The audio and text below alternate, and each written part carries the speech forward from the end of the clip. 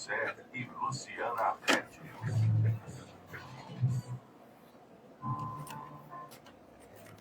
Agora são 8 horas e 33 minutos. Você está no Além da Notícia aqui na Rádio Catedral. Hoje nós estamos conversando com a juíza eleitoral aqui da Zona Eleitoral 187 e também juíza da 4ª Vara Civil, a doutora Aline Arquette.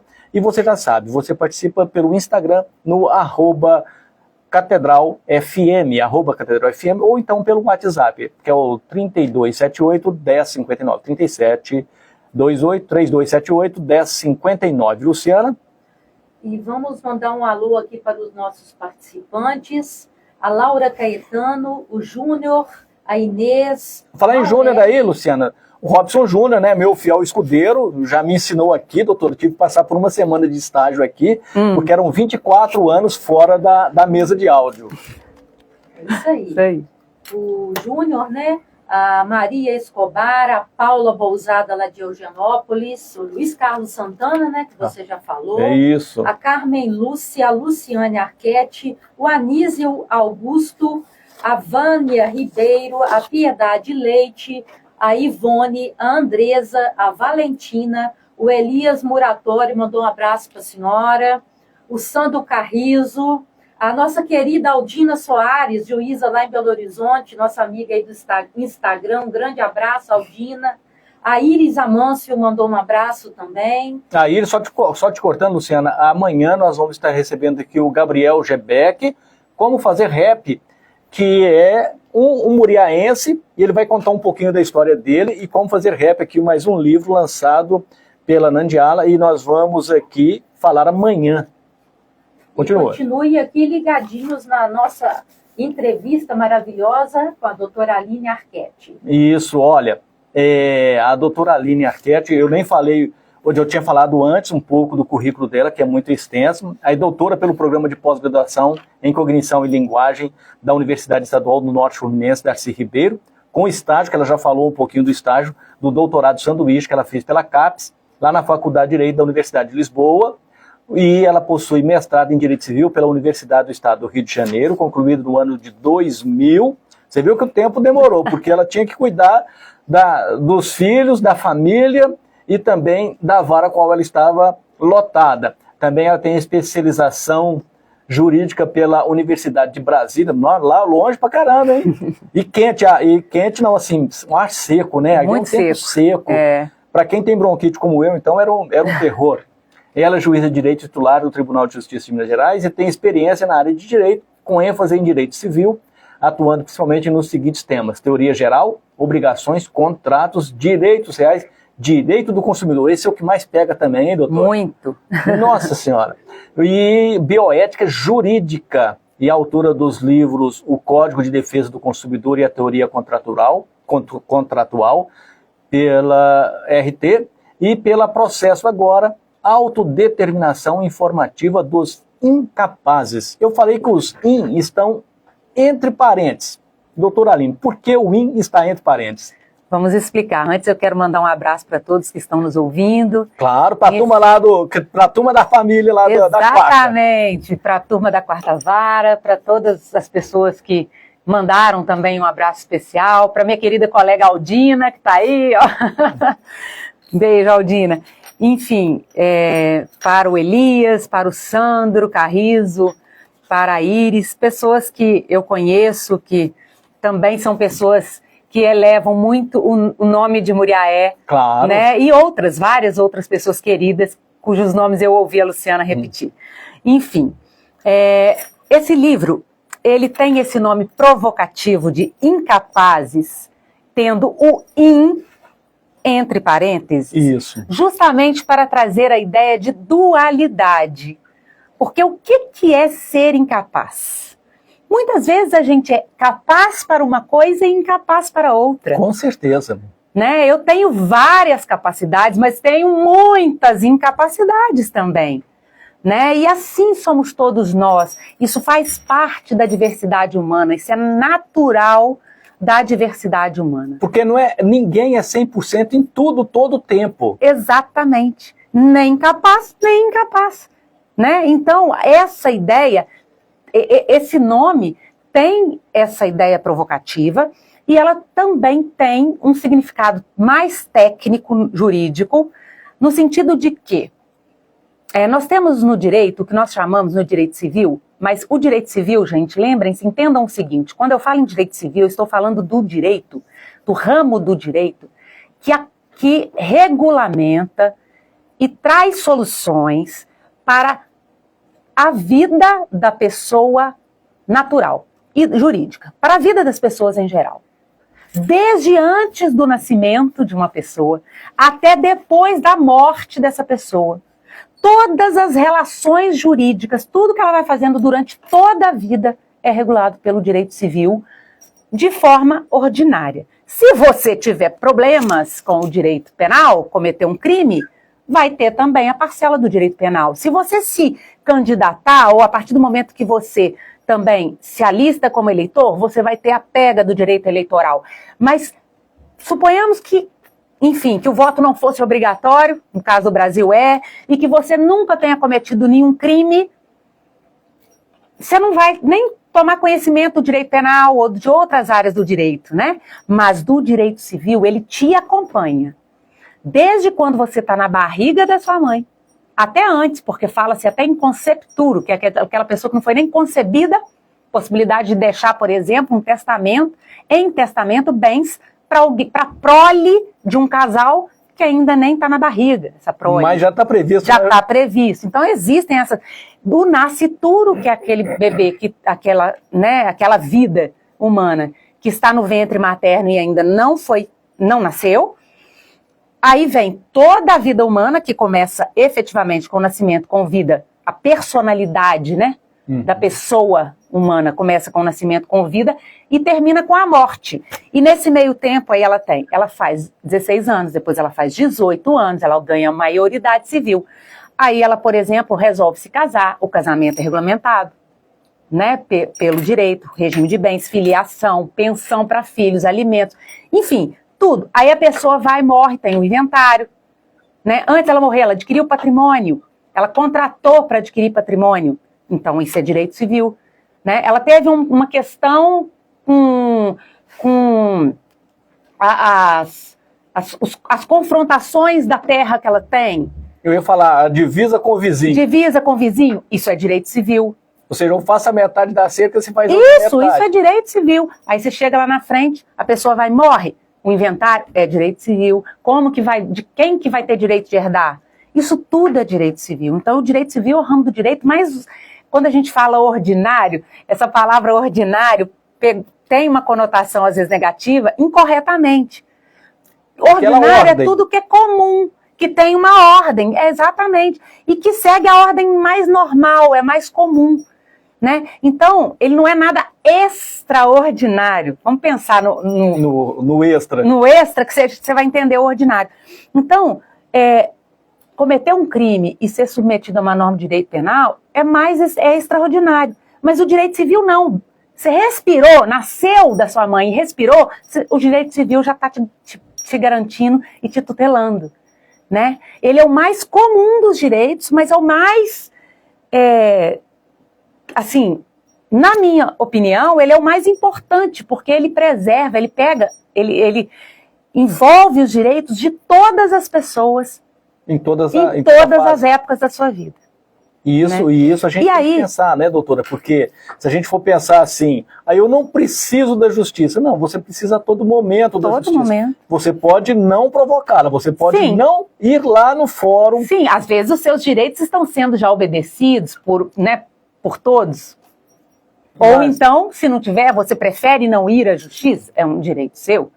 Mas se quiser, ela está lá para te orientar. Ela está lá à disposição. Então eu estava falando, por que eu falei disso do direito civil? Eu disse que o termo incapazes, com in entre parênteses, tem uma conotação provocativa, no sentido de que todas as pessoas são capazes e incapazes ao mesmo tempo para uma série de coisas, mas que ela também tem uma conotação ou tem um significado técnico dentro do direito civil. Então, quando a pessoa nasce, ela é considerada absolutamente incapaz para exercer por si próprio os seus direitos. Ela já é detentora desses direitos, ela já é titular desses direitos. Então, ela tem capacidade, mas capacidade de direito. Mas ela não tem a capacidade de fato, na prática. Um bebê não pode ir lá e comprar o leite que ele precisa. Um bebê não tem essa capacidade, né? E aí essa incapacidade absoluta vai até os 16 anos.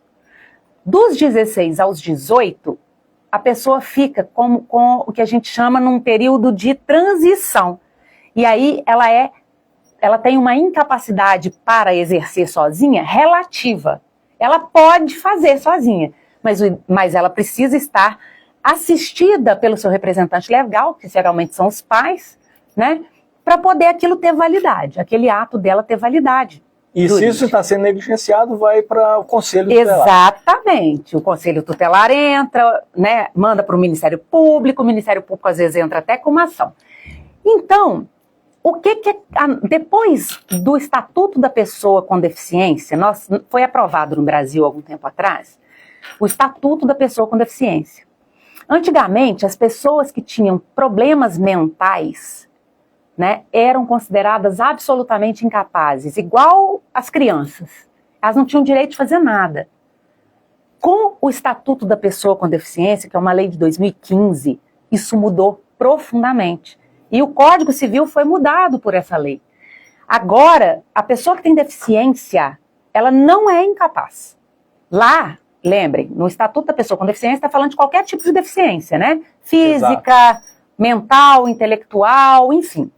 Então, em regra, em geral, a pessoa com deficiência tem plena capacidade igual a todo mundo, tá? A pessoa com mais de 18 anos. Se ela tem menos de 18 anos, ou menos de 16, independente dela ter deficiência ou não, os pais são responsáveis. Isso. Mas depois que fez 18 anos, em geral, a pessoa passa a ser plenamente capaz.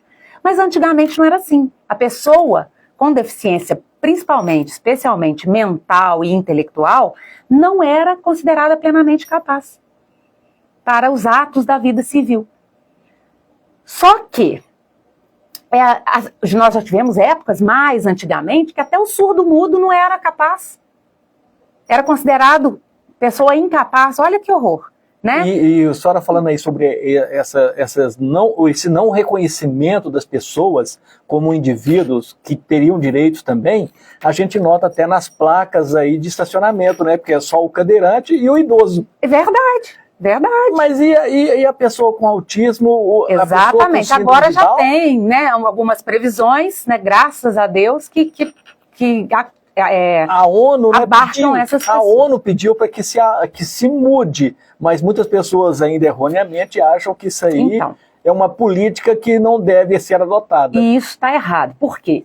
Quando a ONU não só pede que mude, a ONU tem uma Convenção Internacional sobre os Direitos da Pessoa com Deficiência. O Brasil assina essa convenção e coloca essa convenção para dentro do nosso ordenamento jurídico como uma norma de direito constitucional, que está no topo da hierarquia das normas, né? A Constituição é a norma mais poderosa. Nenhuma outra lei pode contrariar a Constituição. Então, essa convenção da ONU, ela tem status, eu estou falando aqui de uma maneira não tão técnica para que as pessoas, né, todas as pessoas que estejam nos ouvindo consigam entender. E o Brasil é signatário, então... Isso, o Brasil é signatário, é obrigado a cumprir aquilo que está ali. Por isso mesmo, o Brasil fez o Estatuto da Pessoa com Deficiência, para tentar cumprir. E nesse estatuto ficou especificado o seguinte, então foi muito importante, foi uma evolução muito grande, tirou essa associação que existia antes de deficiência igual incapacidade. Deficiência é uma coisa, incapacidade é outra, né? E isso é muito importante para nós. E determinou o seguinte, olha, a pessoa, isso está no artigo 84 do Estatuto, a pessoa com deficiência tem assegurado o direito ao exercício de sua capacidade legal em igualdade de condições com as demais pessoas. Todo mundo é igual.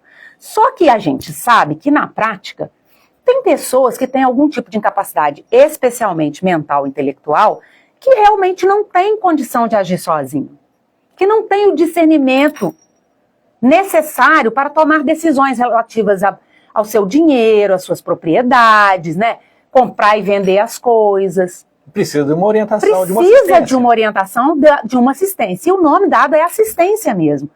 Para essas pessoas, é autorizado pelo próprio estatuto a instituição da curatela. Tá? Mas antigamente a curatela ela equivalia à morte civil da pessoa. Era como se a pessoa voltasse a ser criança mesmo, e não tivesse vontade nenhuma, e não tivesse poder nenhum de falar nada. O curador é que decidia por ela. Tudo, em todos os aspectos da vida.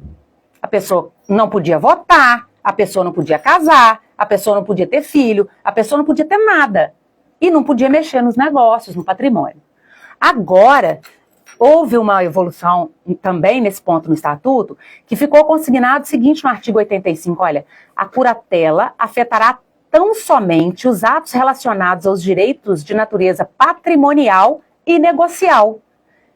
Seguindo, a definição da curatela não alcança o direito ao próprio corpo, à sexualidade, ao matrimônio, à privacidade, à educação, à saúde, ao trabalho e ao voto.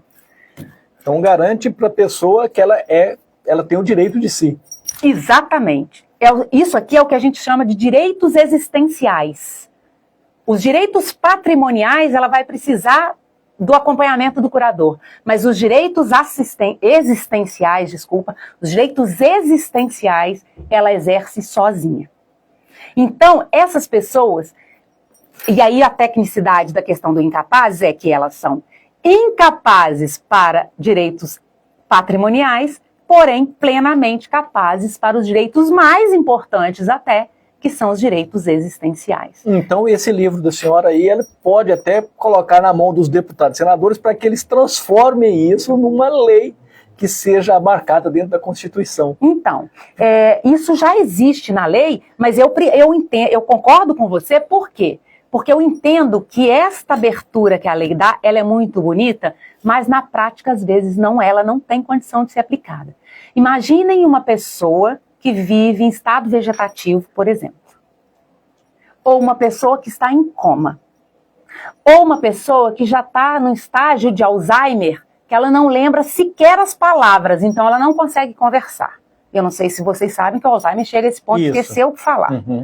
Como que essa pessoa vai decidir as questões existenciais dela? E aí eu dou exemplo, por exemplo. A pessoa precisa de um tratamento de saúde. Vale a pena submeter ela a esse tratamento que vai gerar assim, um sofrimento muito grande, ou vale a pena deixar ela do jeito que está esperando a hora da morte? Ou não, às vezes o tratamento, por exemplo, não é para uma doença fatal. Às vezes é para controlar alguma coisa. Ela que teria que decidir pela lei. Né? Porque é um direito existencial, não é um direito patrimonial. Uhum. Mas ela não tem condição nenhuma de decidir. E neste ponto, Gregório, a lei não traz essa possibilidade de passar isso para o curador. A lei não permite, sabe, que o juiz, na hora de estabelecer a curatela e de dizer quais os poderes que o curador tem, o que o curador pode fazer, o que ele não vai fazer, o que a pessoa vai fazer sozinha, a lei não dá essa possibilidade para o juiz. Os tribunais já estão decidindo que pode, mas com muita resistência. E dependendo também do magistrado, que entenda dessa maneira, porque a gente sabe que julgar e decidir é totalmente diferente. Tem umas pessoas com a mente aberta, outras com a mente retrógradas, e nós temos que conviver com os dois tipos. Exatamente. E é isso aí que abarca no seu livro. Isso aí. E aí eu venho trazendo no meu livro sobre a importância, eu começo falando sobre a evolução da pessoa humana e da sua dignidade em várias ciências, não só porque meu livro ele tem esse viés jurídico por causa da minha formação, mas ele é interdisciplinar, porque meu doutorado foi interdisciplinar. Então eu falo da pessoa humana, nas ciências da saúde, mostro. Nossos ouvintes estão pedindo aqui, ó. Esse é o livro. Ele tem um subtítulo, né? Autodeterminação informativa dos incapazes. Uma análise a partir da plena autonomia existencial conferida às pessoas com deficiência mental ou intelectual. Então eu faço uma análise crítica dessa situação da lei, mas sempre olhando, preservando o melhor interesse da pessoa com deficiência. Porque no final, a gente tem que pensar é que a dignidade da pessoa humana é que precisa ser respeitada. E isso aí demonstra. Qualquer decisão que for, seja. E aí deixar essa pessoa que não pode decidir, sem alguém para decidir por ela, também fere a sua dignidade. Com certeza. Isso aí, eu tenho quase que a certeza de que nesses 21 anos a senhora deve ter lidado com vários casos e pensou, isso é injusto na lei. Eu preciso Exatamente. me aprofundar um pouquinho nesse quesito. Exatamente. Isso tem muito a ver com a minha história pessoal, com a situação do meu filho, que eu já contei aqui, o Álvaro. Ele tinha uma doença neurodegenerativa. Ele não chegou à idade adulta, não precisou de curatela, mas ainda assim, ele era criança, ele tinha 9 anos quando ele faleceu. Mas durante toda a vida dele eu procurei dar voz a ele. Procurei compreender o que ele queria. E isso também é muito importante, eu trato disso no livro com muita profundidade. Por quê? A pessoa do curador, ela pode ter, ou os pais, no caso de pessoas menores com deficiência, né? Essas pessoas, mesmo com a deficiência delas, elas não podem ser ignoradas. As vontades delas não podem ser ignoradas. Nós temos que procurar ouvir essas pessoas, considerar as suas vontades na tomada de decisões patrimoniais e principalmente existenciais. Assim, doutor, o livro que conta um pouquinho disso e que aprofunda nesse estudo, ele já está lançado. Isso. Ou a senhora vai lançar oficialmente em algum momento? Então, ele já está pronto, ele já está à venda, né, nas livrarias. Eu li na margem que já está à venda e o pessoal pode comprar. Isso. Ele está à venda nas livrarias, na Amazon, em várias livrarias online, né, já está à venda, inclusive na Processo, na editora Processo, que é a livraria, que é a editora que fez, né, com quem eu fiz, lancei o livro. Mas, a partir do momento que o livro é lançado, assim, né, ele fica pronto, está publicado e vamos jogar para o mercado, os autores costumam fazer lançamentos. Vamos premiere. Isso, exatamente. A noite de autógrafo. Exatamente. E eu vou fazer um lançamento dele aqui em Muriaé. Já tem a data? No dia 10 de abril, às 19 horas, lá no Grande Hotel. Lá no Grande Hotel. Puxa, é muito bom ali no Grande Hotel, central, dá para o pessoal participar. Exatamente. Tenho o apoio da Prefeitura Municipal de Muriaé, da Fundarte, e eu aproveito esse momento para agradecer a Prefeitura, a Fundarte, por apoiarem essa iniciativa, esse lançamento, que realmente é o primeiro lugar. Eu vou lançar em outros lugares, Gregório, mas eu fiz questão de lançar em Muriaé primeiro. Eu sei que Belo Horizonte, na margem, eles falaram que vai ter o lançamento lá também. Haverá. E isso é muito bom, doutora. Nosso programa está chegando ao final e eu gostaria de lembrar a senhora que os nossos microfones aqui da Rádio Catedral estão sempre abertos. No dia 10 nós vamos também fazer uma cobertura lá, nós vamos estar aqui no programa, mas a gente vai mandar alguém lá fazer algumas fotos, registrar esse momento importante para a senhora. E eu deixo o microfone aberto aí para a senhora despedir, mandar os abraços aí para os amigos lá da Quarta Vara e também da Justiça Eleitoral. Sim, sim. Mando um abraço para todos os meus amigos lá da Quarta Vara. Sei o nome de todos, tá, gente? Vocês sabem que eu sei, mas vou mandar em nome da Fabiola, que é a nossa chefe de secretaria, gerente de secretaria, e também lá da Justiça Eleitoral, da 187, né, e Zona Eleitoral, na pessoa do Maximino, que é o nosso chefe de cartório. Sempre que eu preciso de alguma coisa, eu mando rapidinho para enviar. Exatamente. Mando também um abraço para a minha família, para a nossa família Arquete, né, Luciana? Grande pra caramba. O Alain, um abraço para o Alain. Um abraço para o Alain, para a Anne. Vamos. Para todos os meus familiares, para minha mãe especialmente, né? Para o meu filho que está em Belo Horizonte, não está nos ouvindo agora, mas... Vai ver pelo Instagram depois? Vai, sim, vou falar com ele. E a frase que eu queria deixar uma frase para reflexão de todos, que é uma frase que tá aqui no meu livro. Na verdade, eu quero deixar duas. Uma minha e uma que eu uso como epígrafe do livro. A minha é: a proteção da dignidade das pessoas com deficiência mental e intelectual no contexto da sociedade da informação depende de um delicado equilíbrio entre autonomia e proteção. Temos que garantir a autonomia possível, mas também proteger. Mas não podemos superproteger e deixar a pessoa sem autonomia e sem voz nenhuma. Essa é a primeira frase. A segunda frase é uma frase de uma autora norte-americana, estadunidense, porque americanos todos nós somos. Estadunidense. Ela se chama Shoshana Zuboff, da Universidade de Harvard. E ela tem um livro que é muito interessante, que chama O Capitalismo da Vigilância. E a frase dela é a seguinte: que haja sim um futuro digital, mas que ele seja, acima de tudo, um futuro humano. Que nós não sejamos, então, né, Gregório, substituídos mesmo pela... Nunca seremos, mas não sejamos deixados de lado pelas máquinas, né, para que outras pessoas prefiram as máquinas do que a companhia humana, né? Ah, com certeza. Muita gente está largando as pessoas pelo celular. Doutora, muito obrigado. Eu agradeço a você, a Luciana, por esse convite, a Rádio Catedral, por estar realmente sempre de portas abertas, e me coloco também à disposição de vocês para qualquer outra questão. Ok. Obrigado. Luciana, boa noite. Boa noite, Gregório. Boa noite, ouvintes da Rádio Catedral. E amanhã estaremos de volta.